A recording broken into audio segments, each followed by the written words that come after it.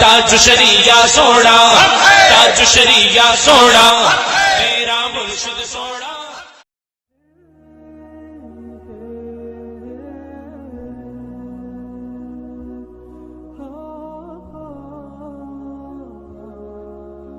کسی کو شک پڑ جاتا ہے حضرت امیر معاویہ پر، او خدا کے بندے، حضرت امیر معاویہ رضی اللہ تعالیٰ عنہ تو وہ شخصیت ہے، نبی پاک صلی اللہ علیہ وسلم نے امام حسن کو اپنے ساتھ منبر پہ بٹھا کے فرمایا یہ میرا پتر چودھری ہے، یہ سردار ہے، یہ سید ہے۔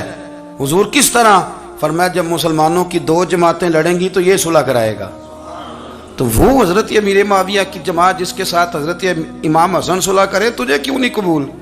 بلا وجہ الجھتے ہو؟ بلا کہتے جی وہ یزید کے ابا جی تھے، تو نوح علیہ السلام کا بیٹا بھی تو کافر تھا نا، تو کافر کا باپ ہونے کا معنی یہ ہے کہ آپ الزام لگا دیں گے؟ عجیب آپ بات کرتے ہیں۔ قیامت میں کوئی کسی کا بوجھ، قرآن نے فیصلہ کر دیا ہے، کوئی کسی کا بوجھ، یزید اپنے معاملات کی جواب دے گا، اس کے گھر والے اس کی باتوں کا جواب۔ اور جو یہ کہتے ہیں نا کہ ان کے والد معاذ اللہ ٹھیک نہیں تھے، وہ یہ بھی لکھتے ہیں کہ یزید کا پتر بڑا ٹھیک تھا۔ یزید کے بیٹا ہے جس کا نام معاویہ بن یزید ہے، یزید کے بعد لوگوں نے تخت پہ بٹھایا، 40 دن اس نے حکومت کی، اور لوگوں سے کہنے لگا کہ میں اس کرسی کے قابل ہوں، نہ میرا باپ قابل تھا۔ یزید کا پتر فرمایا نہ میں اس قابل ہوں، نہ میرا ابا قابل تھا، میں اس کرسی پہ کیسے بیٹھوں جس کے پایوں میں محبوب کی اولاد کا خون ہو؟ تلاش کر لو کوئی اپنا امیر، 40 دن کے اندر بندہ تلاش کر لو، میں اس قابل نہیں۔ تم یہ تو لکھتے ہو اس کے بیٹے کے بارے میں، یہ کیوں نہیں مانتے کہ حضرت امیر معاویہ کے ساتھ امام حسن نے صلح کی؟ آپ بات کو سمجھیں۔ اور کچھ اتنے بیوقوف ہیں، اتنے نادان ہیں، ان کو کوئی اور بات نہیں ملتی تو کہتے ہیں امام حسین کو آنا نہیں چاہیے تھا، حکومت بن گئی تھی، یزید بیٹھ گیا تھا، معاذ اللہ۔ پتہ ہے حضرت عبداللہ بن زبیر کیا فرماتے تھے؟ فرماتے تھے ہم تو یزید کے خلاف اس وقت نکلے کہ ہمیں یقین ہو، یہ اس بندے کی بات بتا رہا ہوں جسے گٹی میرے نبی پاک نے لواب دہن سے عطا فرمائی، لواب دہن سے گٹی دی رسول کریم۔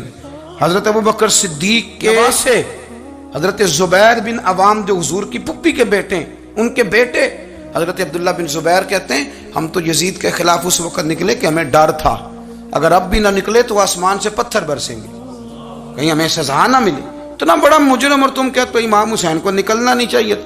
تو خرابی ہوتی ہے میرے عزیز، خرابی ہوتی۔ آپ کو پتہ ہے میں ان مسائل پر کم بات کرتا ہوں لیکن ضروری بڑا سمجھتا ہوں، میں سمجھتا ہوں یہ ضروری چیزیں۔ مہربانی فرمائیں کسی جگہ بھی کسی ایک کے بارے میں بھی اپنے عقیدے میں کبھی کوئی کمزوری پیدا، کبھی نہ کوئی کمزوری پیدا، اتنی سی بھی بات کسی کی سننا، کسی کی کرنا، ڈسکس، ہمارا منصب ہی نہیں۔ اور کچھ اور بیوقوف ہیں۔ میں یونیورسٹی میں تھا چند دن پہلے، تو لیکچر کے بعد ایک دوست مجھے کہنے لگے کہ مولوی ایک دوسرے کے پیچھے نماز نہیں پڑھتے۔ میں نے اس کو کچھ پیار کی دلیلیں بھی دی، محبت کی، اس کو کہتے ہیں الزامی جواب ہمارے اصول تفسیر میں۔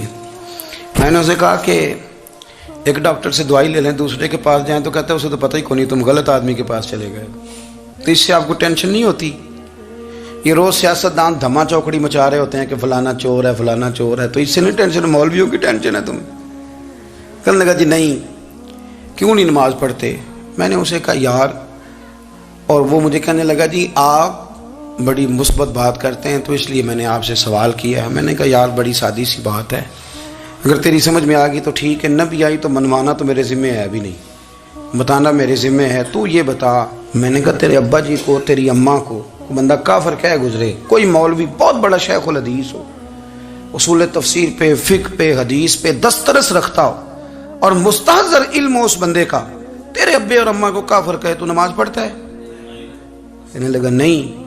تو میں نے کہا جو میرے نبی پاک کے ماں باپ کو مشرک مانے، اور میں نے کہا اگر تم نے دلیل چاہیے ہوگی تو بندے میں تمہیں دوں گا، اور بائی نیم دوں گا، اور میں ان کی تحریریں تمہیں دوں گا جو مر گئے یہ لکھتے ہوئے کہ چونکہ وہ پہلے چلے گئے تھے، انہوں نے کلمہ نہیں پڑھا، لہذا معاذ اللہ صبح معاذ اللہ دوزخ میں جائیں گے۔ تیرا حوصلہ پڑھتا ہے تو پڑھ نماز، میرا تو نہیں پڑھتا، میں کیسے پڑھوں؟ اور اس قدر کمزور نظریے ایک آدمی کہ اپنے قلم سے لکھتا ہے، اپنے قلم سے اپنی کتاب میں لکھتا ہے کہ جس مچھلی کے پیٹ میں حضرت یونس نے کچھ دن گزارے وہ مچھلی جنت میں جائے گی۔ دے شرم نہیں آتی؟ جس مچھلی کے پیٹ میں یونس چند دن رہے وہ جنت میں جائے گی، اور جس ماں کے پیٹ میں مدینے والے رسول 9 مہینے رہے۔ یہ حیا نہیں آتی تجھے بات کرتے؟ اگر پھر بھی سمجھنا ہے تو ہم سے آ کے عقیدہ سن۔ ہو درود تجھ پہ بھی آمنہ، ہو درود تجھ پہ بھی، تیرے لال پر بھی سلام ہو۔ تیری گود کتنی عظیم ہے، تیری گود کتنی۔ یار آپ مجھے دلیل دینا، میں ہماری ساڑی تے باٹی کون نہیں تے سانجی کدے نال ہونی ہے، ہمارا کسی سے ذاتی رٹا ہی کوئی نہیں۔ آپ بات کو سمجھے، لیکن تجھے کوئی اور چیز لکھنے کو ملی کوئی نہیں، تو نے قلم اٹھایا اور تو تکلیف دیتا ہے نبی پاک کو، تو وصیت والدین کو معاذ اللہ یہ لفظ کہہ کے گزر جاتا ہے۔ اور ان کے نام دیکھو، آمنہ، نام کیا ہے؟ آمنہ۔ آمنہ نام کافروں جیسا ہے، اور والد کا نام کیا ہے؟ سبحان اللہ۔ عبداللہ کا معنی ایک کافروں جیسا نام ہے، مت ماری ہے، اور کتابیں لکھی جا رہی ہیں اور سیرت لکھی جا رہی ہے اور دلیلیں دی جا رہی ہیں، لوگوں کو خیال ہی نہیں آتا۔ عجیب فلسفہ ہے۔ 4 اقوال ہمارے بزرگوں نے لکھے ہیں نبی پاک کے والدین کے بارے۔ سب سے پہلے امام سیوطی فرماتے ہیں رسول کریم علیہ السلام نے فرمایا کہ پوری دنیا میں جب کفر رہتا ہے تب بھی 10 لوگ اللہ کی توحید پر ہمیشہ قائم رہتے ہیں۔ یہ نہیں ہو سکتا کہ ساری دنیا کفر سے بھر جائے۔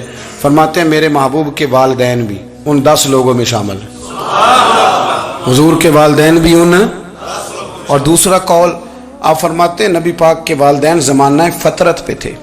زمانہ فطرت وہ زمانہ ہوتا ہے جس کے اندر نبی نہیں ہوتا، تو لوگ جس دین کو بہتر سمجھتے ہیں، اللہ کی توحید کے ساتھ اس پر عمل کرتے ہیں، تو ان پر کوئی مواخذہ۔ اور تیسری بات یہ کہ نبی پاک کے والدین حضرت ابراہیم کی ملت پر تھے، حضرت ابراہیم کے دین پر تھے، اور حضرت ابراہیم کا وہ دین ہے جس کو قرآن کہتا ہے کہ وہی دین ابراہیمی دین محمدی ہے صلی اللہ علیہ وسلم، وہی دین محمدی ہے۔ اور چوتھی بات اس کو علامہ ذہبی نے لکھا، علامہ خفاجی نے لکھا، قاضی اجاز نے لکھا، محدثین نے لکھا، حدیث کی راوی سیدہ عائشہ صدیقہ رضی اللہ تعالیٰ عنہ کہتی ہیں رات کو میں اٹھی تو میں نے نبی پاک صلی اللہ علیہ وسلم کو روتے ہوئے دیکھا۔ یا رسول اللہ کیا ہوا؟ فرمایا میں نے رب کریم کی بارگاہ میں عرض کی تھی یا اللہ میرے ماں باپ کو زندہ کر دے تاکہ وہ میرا کلمہ پڑھ لیں، ہیں تو وہ پہلے بھی دین فطرت پر انہیں کنتم خیر امت ان کا اعزاز بھی نصیب ہو جائے تو حضور فرمانے لگے اللہ نے انہیں زندہ کیا ہے، وہ میرا کلمہ پڑھ کے دوبارہ قبروں میں گئے ہیں۔ تو امام سیوطی فرماتے ہیں کہ وہ نبی پاک علیہ السلام کی امت کا اعزاز بھی اللہ نے انہیں عطا کر دیا ہے۔